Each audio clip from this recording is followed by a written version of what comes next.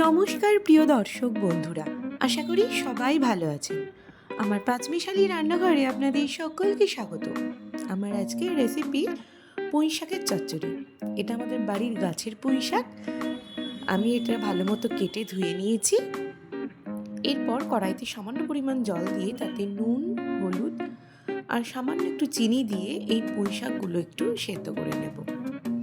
তার সাথেই দিয়ে দেব খোসা সমেত কেটে রাখা আলু, শিম, মূলো, বেগুন আর দিয়ে দিলাম কচু।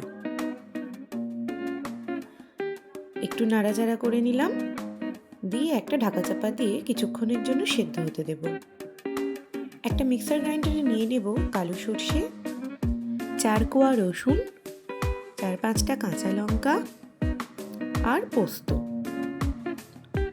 ঢাকা খুলে দেখলাম অনেকটা এটা সেদ্ধ হয়ে গেছে।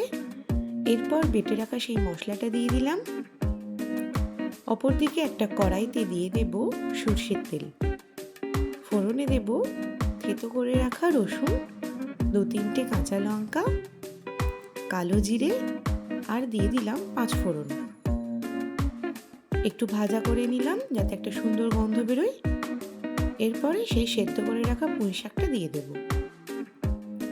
একটু ভালো মতো নাড়াচাড়া করে একটু শুকনো শুকনো করে নামিয়ে নিয়েছি।